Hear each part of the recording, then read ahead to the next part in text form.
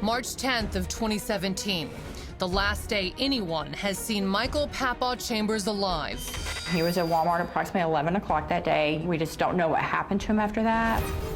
Michael's family and friends claim there's obvious foul play involved and turned to private investigator Jane Holmes for help. Michael Chambers didn't drive a bicycle 6 hours on a heavy traveled road and go to a bridge and jump off. Jane does not buy the sheriff's findings, and after investigating, now has her own theory. Have you been to that bridge? I have. Can someone die by jumping off that bridge? Could they die? Yeah.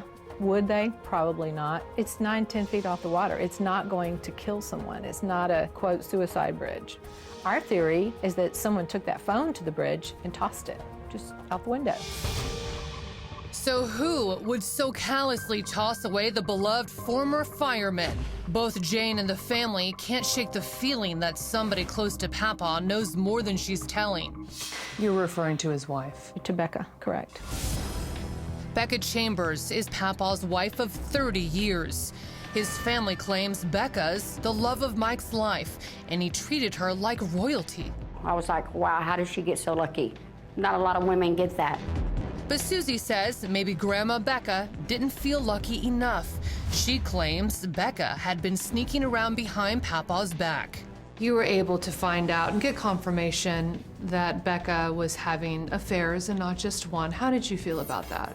Oh, I was furious. He treated her like a princess. Dad brought her coffee every morning. He would fix her lunch. He cooked the dinners. He would do anything for her. And it broke my heart that somehow that wasn't enough. And friends claim a year after Mike's unresolved disappearance, Becca has allegedly moved on. Just a few short months after Mike vanished, Becca petitioned to have him declared dead. That meant she was the sole beneficiary of his estate valued at almost $300,000. She would also receive his pension. Becca has not helped in any searches. She has not talked to media, how she has basically shunned Susie and not reached out to her. She's gotten rid of Susie's father's stuff. Becca's gotten rid of the whole house, and that's sad.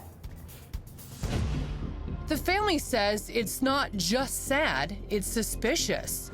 They're asking, could there be a link between Becca's bows and Michael's disappearance? So the theory that there was some fingers being pointed towards the wife. Yes, ma'am. We're aware of those. Hunt County Sheriff Sergeant Jeff Haynes won't give up too many details of their ongoing investigation, but he does say investigators have talked to Becca Chambers and her boyfriends. So she's completely cleared? Yes. The other parties involved in the extramarital affairs were interviewed, and their statements were corroborated and dismissed as suspects at this time. So all three men were cleared? Yes. Crime Watch Daily wanted to get Becca's side of the story. Our producers called several times. I even went to her home. You'd really like to hear from her? But Becca hasn't responded. Sergeant Haynes admits the suicide angle isn't the only theory they're considering. Do you have other directions?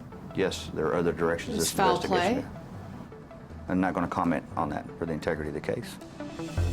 And though Michael Chambers is officially classified as a missing person, the Sheriff's Department is treating his disappearance as something much more dire. Are you handling this case like a homicide? Yes, all the extra work that we've done on this case, we've handled it as if we were investigating a homicide.